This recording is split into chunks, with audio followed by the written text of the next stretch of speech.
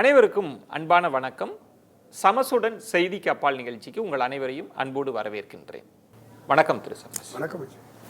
ஆளுநருக்கு எதிராக தமிழக அரசு தொடர்ந்த வழக்கு உச்சநீதிமன்றம் ஒரு முக்கியமான தீர்ப்பை வழங்கியிருக்கு. இந்த தீர்ப்பில் இருக்கக்கூடிய முக்கியமான அம்சம்னு நீங்க எதை பார்க்குறீங்க?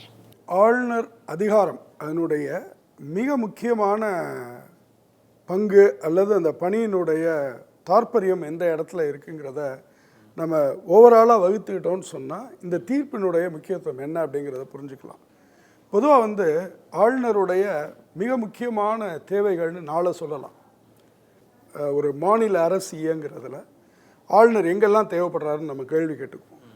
ஒரு மாநிலத்தில் ஆட்சி அமைப்பதற்கு அழைப்பு எடுக்கிற இடத்துல ஆளுநர் தேவைப்படுறார், இது முதலாவது. அதுக்கு அடுத்தது அமைச்சரவை பதவியேற்பு நிகழ்த்துறது, அந்த இடத்துல அதை நிகழ்த்தி வைக்கிறவராக அவர் இருக்கிறார், இது இரண்டாவது.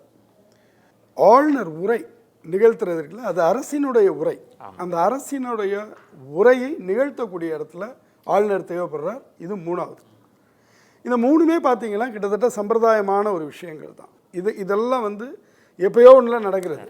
எப்பவும் நடந்துகிட்டு இருக்கிற இடத்துல அவர் எங்கே தேவைப்படுறார் அப்படின்னா, ஒரு சட்டமன்றம் இயற்றக்கூடிய தீர்மானத்தை அவர் ஒப்புதல் அளிக்கிற இடத்துல தேவைப்படுறார். அப்போ அந்த இடம் தான் மிக முக்கியமான இடமாகவும், அவருடைய தேவை வேறு யாராலையும் மாற்றி அமைக்க முடியாததா, கொஞ்சம் அந்த இடம் வேற ஒரு மாற்ற திங்க் பண்ண முடியாத ஒரு இடமா இருக்குது. நீங்கள் யோசிச்சு பாருங்கள், இப்போ மாநிலத்தில் ஆட்சி அமைக்க அழைப்பு எடுக்கக்கூடிய பணியை ஒரு தேர்தல் ஆணையத்திட்ட நம்ம ஒப்படைச்சிட முடியும்.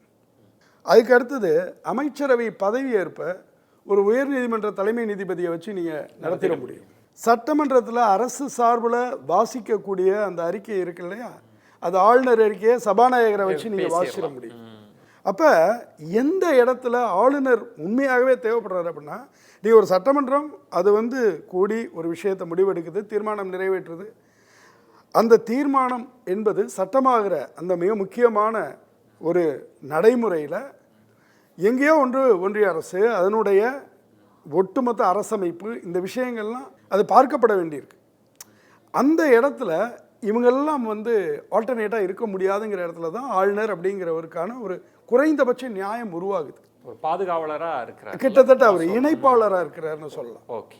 அரசமைப்பின் கீழே நிறைவேற்றப்படக்கூடிய எந்த ஒரு விஷயமும் அப்படிதான் நடக்குதா அப்படின்னு பார்த்து செய்யக்கூடிய ஒரு இடத்துல அவர் இருக்கிறார். இன்னும் சொல்லப்போனால் இவர் இல்லைன்னா அது எங்கே போகும்?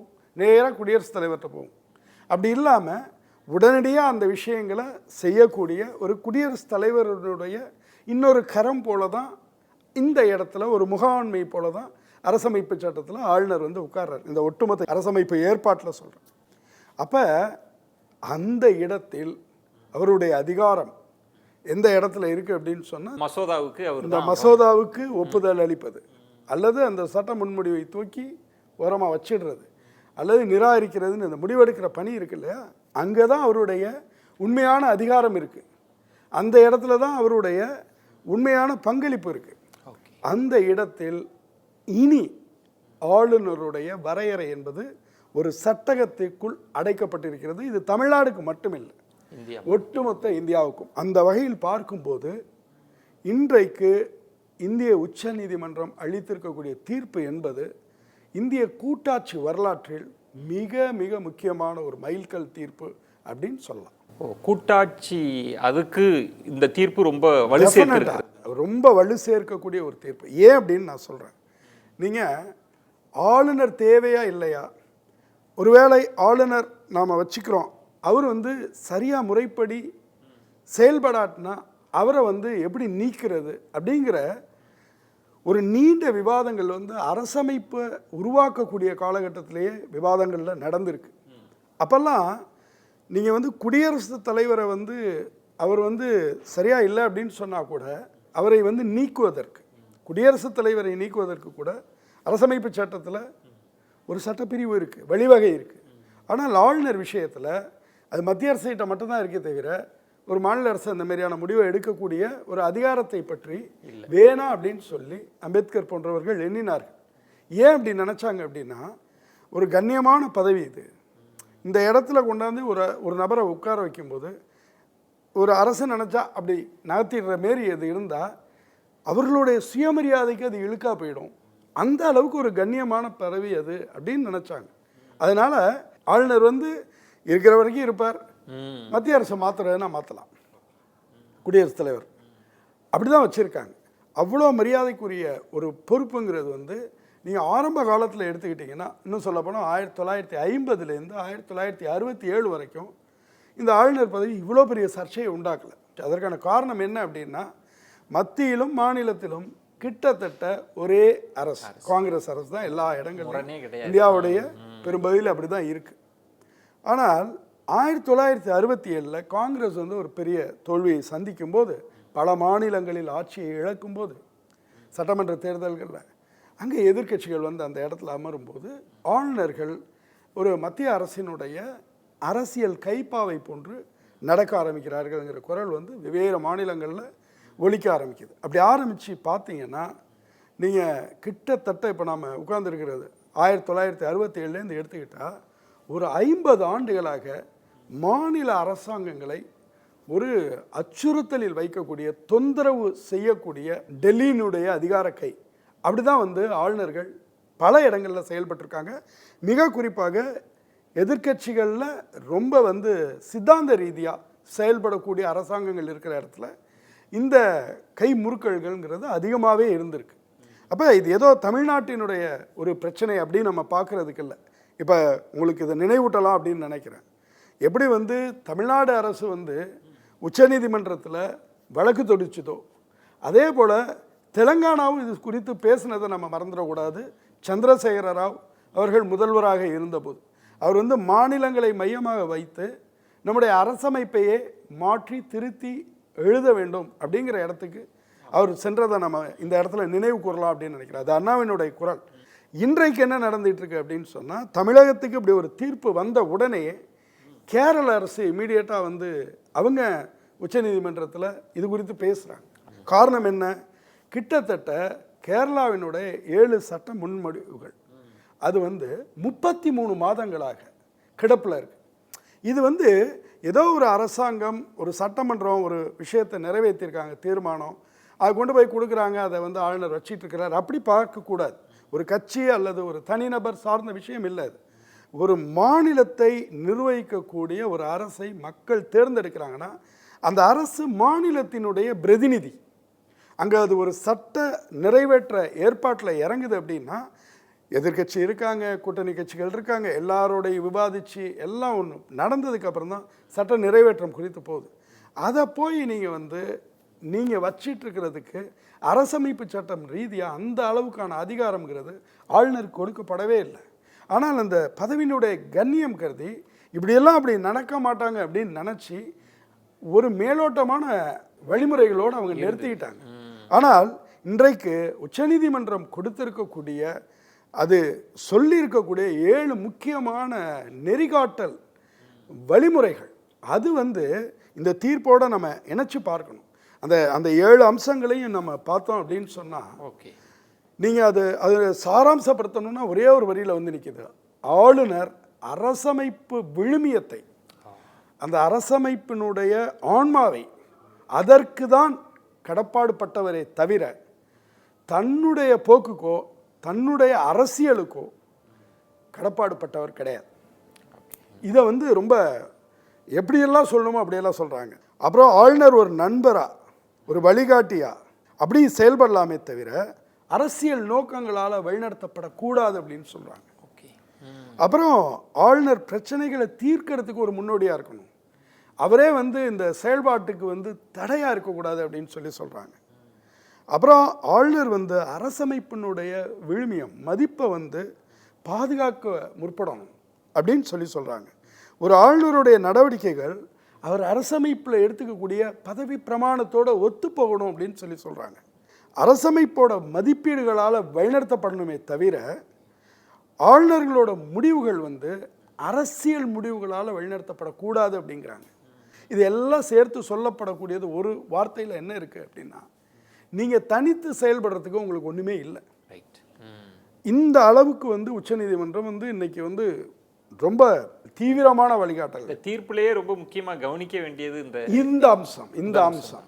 அதே போல் இந்த தீர்ப்பினுடைய முதல் பகுதி என்ன சொல்லுது? நீங்கள் உங்கள்கிட்ட வரக்கூடிய அரசாங்கத்தினுடைய சட்ட முன்வடிவு, அது எதுவாக இருந்தாலும் சரி, அதற்கு இனிமே வந்து நீங்கள் ஒரு 4 மாதத்துக்கு மேலே வச்சு நீங்கள் தாமதப்படுத்துறதுக்கான வழியே இல்லைங்கிறதுக்கு எல்லா விதத்துலையும் சொல்லிட்டாங்க. வந்தால் நீங்கள் எவ்வளோ காலத்துக்கு உள்ளார முடிவெடுக்கணும், நீங்கள் குடியரசுத் தலைவருக்கு அனுப்புறதுனா எவ்வளோ காலத்துக்கு உள்ளார முடிவெடுக்கணும், இல்லை அரசுக்கு நீங்கள் திருப்பி அனுப்புறீங்கன்னா அதுக்கு எவ்வளோ காலத்துக்கு உள்ளார முடிவெடுக்கணும். நீங்கள் எல்லாத்தையும் தொகுத்து பார்த்தீங்கன்னா அரசாங்கம் கொடுக்கக்கூடிய எந்த ஒரு சட்ட முன்வடிவும் இனி வரும் காலகட்டங்களில் 4 மாதத்துக்கு மேலே அது சட்டமாக ஒப்புதல் பெறாமல் இருக்கிறதுக்கு நியாயமே இல்லை, அல்லது நிராகரிக்கப்பட்டிருக்கும். அந்த இடத்தை நோக்கி இன்றைக்கு ஆளுநர்களை உச்சநீதிமன்றம் தள்ளிடுச்சு.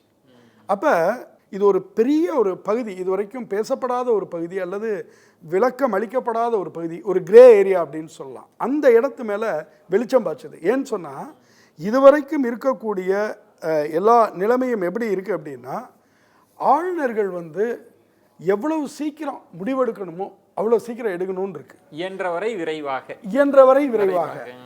அந்த இயன்றவரை விரைவாகங்கிறதுக்கு எவ்வளோ அர்த்தம், என்ன அர்த்தம், காலக்கெடு என்ன, அது இல்லாமல் இருந்துச்சு. அது ஒரு கண்ணியத்தின் பால் அப்படி இருந்துச்சு. இன்னைக்கு இல்லை, அது காலவரைக்கு உட்பட்டு தான் செயல்பட முடியுங்கிறத உச்சநீதிமன்றம் சொல்லியிருப்பதன் வழியாக ஒரு ரொம்ப ஆளுநர்களுக்கான மிகச்சிறந்த ஒரு வழிகாட்டுதல் அது கொடுத்துருக்கு. நீங்க சொன்ன மாதிரி ஒரு சட்டகத்துக்குள் ஆளுநர்கள் கொண்டு வரப்பட்டிருக்கிறார்கள். ஒரு சட்டகத்துக்குள் ஆளுநர் எனும் பதவி கொண்டு வரப்பட்டிருக்கிறது. இதை நம்ம எப்படி எடுத்துக்கணும்னா, நீங்கள் வந்து இந்த 50 ஆண்டுகளில், குறிப்பாக 1967லேருந்து இப்போ நம்ம இருக்கக்கூடிய 2025 வரையிலான இந்த காலகட்டத்தை எடுத்துக்கிட்டால், ஆளுநர்களுடைய ஒரு எதேச்சதிகாரமான போக்கு எப்பெல்லாம் வெளிப்படுதோ அந்த தருணங்கள்லாம் இந்தியாவினுடைய உச்ச நீதிமன்றம் மிகச்சிறந்த வழிகாட்டுதல்களை ரொம்ப அவங்க ஒரு ரொம்ப கட்டுப்பாட்டோடு தான் உச்சநீதிமன்றம் செயல்பட்டுருக்கு. ஆனால் ஒவ்வொரு கட்டமாக அது இறங்கி வர வேண்டிய தேவையை ஆளுநர்கள் உருவாக்கி இருக்கிறார்கள். நாம் இங்கே ஆளுநர்கள் என்று சொல்லும்போது உண்மையாக இந்தியாவை ஆளக்கூடிய தேசிய கட்சிகள், பின்னாடி இருக்கக்கூடிய கட்சிகள், அவர்கள் தான் இதற்கு மறைமுகமாக பொறுப்பேற்க வேண்டியவர்கள். இன்றைக்கு வந்திருக்க தீர்ப்பு அப்படிங்கிறது ஆளுநர் RN ரவி அவர்களுக்கு மட்டும் நெருக்கடி அல்ல, இது வந்து இந்திய அரசுக்கும் நெருக்கடி, மோடி தலைமையிலான பாஜக அரசுக்கும் நெருக்கடி. அப்படிதான் நாம வந்து இதை புரிஞ்சுக்கணும். நீங்கள் சொன்ன மாதிரி இந்த வழிகாட்டுதல்களை குறிப்பிட்ட மாதிரி இந்த சிக்கல்ன்றது காலமாக இருந்தது. ஒரு எதிர்க்கட்சி ஆளுகிற மாநிலங்களில் ஆளுநர் நெருக்கடி கொடுக்கறது அப்படின்னு. இந்த சட்ட போராட்டத்தை தமிழ்நாடு தொடங்கியதும் தமிழக முதலமைச்சர் குடியரசுத் தலைவருக்கு எழுதிய ஒரு கடிதமும் ரொம்ப முக்கியமானது இல்லையா? அதாவது 2023 ஜூலை 8ஆம் தேதி அவர் அந்த கடிதம் எழுதினார். அது மிக முக்கியமான ஒரு கடிதம். அதில் ஒரு கிட்டத்தட்ட இந்த ஆளுநருடைய ஒரு 6 விஷயங்கள், பெரிய தவறுகள் அதில் பட்டியலிட்டிருப்பார்.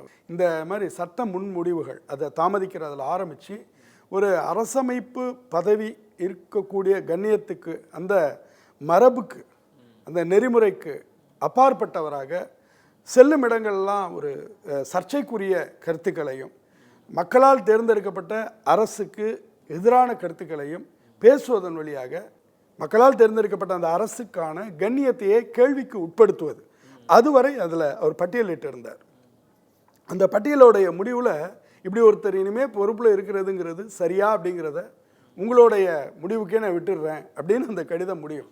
அதோடெல்லாமும் சேர்த்து தான் இது பார்க்கணும். நான் ஆனால் என்ன சொல்லுவேன் அப்படின்னா, இன்றைக்கு வந்திருக்கக்கூடிய தீர்ப்பு, இது வந்து திமுக முன்னெடுத்த தீர்ப்பு, தமிழ்நாடு முன்னெடுத்த தீர்ப்பு. இந்த தீர்ப்பு வந்து நாம் வந்து அண்ணாவினுடைய காலகட்டத்திலேருந்து சேர்த்து, நீங்கள் வந்து ஆளுநர் அப்படிங்கிற பதவி தேவையா என்று கேள்வி எழுப்பிய அண்ணாவில் தொடங்கி 1973 இந்தியாவின் ஒன்றிய அரசுக்கும் மாநில அரசுகளுக்கும் இருக்கக்கூடிய அந்த உறவு எப்படி அதை வந்து மறு சிந்தனைக்கு உட்படுத்துவது என்று அன்றைய முதல்வராக இருந்த கலைஞர் மு. கருணாநிதி அவர்கள் உருவாக்கிய ராஜமன்னார் குழு அறிக்கை, அதையொட்டி அவர்கள் நிறைவேற்றிய மாநில சுயாட்சி தீர்மானம், அதையெல்லாம் ஒட்டி அடுத்து அதனுடைய தொடர்ச்சியாக திரு ஸ்டாலின் அவர்கள் தன்னுடைய ஆட்சியில் எழுதிய கடிதம், தொடர்ந்து அவர் முன்னெடுத்த சட்ட போராட்டம், அதனுடைய தொடர்ச்சியாக வந்திருக்கக்கூடிய தீர்ப்பு, எல்லாத்தையும் தொகுத்து பார்க்கும்போது இதில் தமிழ்நாட்டினுடைய முன்னெடுப்புங்கிறது ஒரு மிக முக்கியமான முன்னெடுப்பாக வரலாற்றில் பதிவாகும். ஒரு வரலாற்று தொடர்ச்சி இருக்கு. ஆமாம், இது பெரிய ஒரு வரலாற்று தொடர்ச்சி இருக்கு. தவிர வந்து இது எல்லா மாநிலங்களுக்குமே ஒரு சந்தோஷம் அளிக்கக்கூடிய ஒரு விஷயமா இருக்கும். நான் ஏற்கனவே சொன்ன மாதிரி இது இந்திய கூட்டாட்சியை கொஞ்சம் மேலும் வலுப்படுத்தக்கூடிய ஒரு தீர்ப்பு அப்படின்னு சொல்லலாம். இந்த தீர்ப்பு ஏற்படுத்தக்கூடிய இந்த தாக்கம் விளைவு பற்றியும் பேசுறதுனால இப்போ நீங்கள் சொன்ன மாதிரி ஆளுநரே கூடாது என்கிற நிலைப்பாட்டை திமுக எடுத்தாங்க, அதை சிலரும் சொல்கிறாங்க. இன்னொரு தரப்பு அப்படின்றது வந்து இந்த ஆளுநர் வந்து ராஜினாமா தார்மீக முறைப்படி ராஜினாமா செய்யணும் அப்படின்ற பேசுபொருளும் இருக்கு. இந்த தீர்ப்பின் தாக்கம் இனி எப்படி, இது என்ன அரசியல் உரையாடலை ஏற்படுத்தும் நினைக்கிறேன்? இல்லை, இது முதலாவதாக தார்மீக அடிப்படையில் பார்த்தா ஒன்று ஆளுநர் ரவி அவர்கள் பதவி விலக வேணும் அப்படிங்கிற குரல் ஒலிக்கும். அது ஒரு சரியான குரலாக தான் இருக்கும். ஏன்னா இந்த அளவுக்கு வந்து அந்த பதவிக்கு ஒரு மாண்பை குலைக்கும் அளவுக்கு ஏற்படுத்தினதுக்கப்புறம் அவர் அந்த பொறுப்பில் நீடிக்கிறதுங்கிறது சரியாக இருக்காது. அடுத்த வகையில் வந்து இது பாஜகவுக்கு, பிரதமர் நரேந்திர மோடி அவர்களுக்குமே கூட இது ஒரு சங்கடத்தை உண்டாக்கக்கூடிய ஒரு தீர்ப்பு தான். அந்த வகையில் வந்து இவர் அந்த முடிவை எடுக்காத பட்சத்தில் அவரே வந்து ஆளுநரை மாற்றக்கூடிய அதற்கான முன்னெடுப்பை வந்து மத்திய அரசு தொடங்கலாம். அதை நோக்கியும் இது அரசியல் களத்தில் பேசப்படும். இந்த 2 புள்ளிகளை நோக்கி நகரும். ஆளுநர் வந்து தேவையில்லை அப்படிங்கிற ஒரு விஷயம் வந்து திமுக பேசினாலும் கூட அதை நோக்கி உடனடியாக விவாதங்கள் எதுவும் மையமாக கொள்ளாது. ஆனாலும் கூட நாம் உட்கார்ந்திருக்கிற அந்த பதவிக்கும் நம்மை வழிநடத்தக்கூடிய அரசமைப்பு சட்டத்துக்கும் நாம் எந்த அளவுக்கு கண்ணியம் சேர்க்கணும் அப்படிங்கிற ஒரு விஷயத்தை ஆளுநர் பொறுப்பில் அமர்பவர்கள் உணர வேண்டும். அதை இது உணர்த்தும். அப்புறம் கூடுதலாக இன்னொன்று என்ன அப்படின்னா, அரசமைப்பு சட்டம் அப்படிங்கிறது ஒரு உயிருள்ள பெருவிருச்சம். அது வந்து மக்கள் தங்களுடைய காலத்துக்கு ஏற்ப மாறக்கூடிய விழுமியங்களுக்கு ஏற்ப அந்த அரசமைப்பு சட்டத்தை, அரசமைப்பு நெறிமுறைகள், மரபு, அதாவது சட்டம் ஒரு புத்தகத்தில் இருக்கிறது, நெறிமுறைகள் அப்படிங்கிறது நடைமுறைகள் வழியாக உருவாக்கக்கூடிய, அது வழியாக உருவாக்கக்கூடியது மரபு. இந்த மரபு ரெண்டையும் எவ்வளவுக்கு உயர்த்தணுமோ அதை நோக்கி நகர்த்தணும். இன்றைக்கு உலகம் முழுவதும் வந்து அதிகார பரவலாக்கம், கூட்டாட்சித்தன்மை, இந்த தன்மையை நோக்கி நகரும்போது ஒற்றையாட்சி நாடுகள் கூட எவ்வளவு அதிகாரத்தை பரவலாக்கணுமோ அவ்வளவு பரவலாக்கி கொண்டிருக்கக்கூடிய ஒரு காலகட்டத்தில் அது டெல்லியில் அமர்ந்திருக்கக்கூடியவர்களுக்கும் அந்த சிந்தனை வேண்டும். மிக முக்கியமாக ஆளுநர்கள் அவர்களுடைய இது ஒரு கான்ஸ்டிடியூஷனல் போஸ்ட், அரசியலுக்கு அப்பாற்பட்ட இடத்திலிருந்து இதை நடத்த வேண்டும் என இடத்திற்கு அவர்கள் தங்களை வரையறுத்து மாற்றிக்கொள்ள வேண்டும். அதற்கு இந்த தீர்ப்பு வழிகாட்டும் அப்படின்னு நினைக்கிறேன். நிச்சயமாக ஒரு முக்கியமான தீர்ப்பு. உங்களுடைய விரிவான பார்வைகளை முன் வச்சிங்க. மிக்க நன்றி திரு. நன்றி.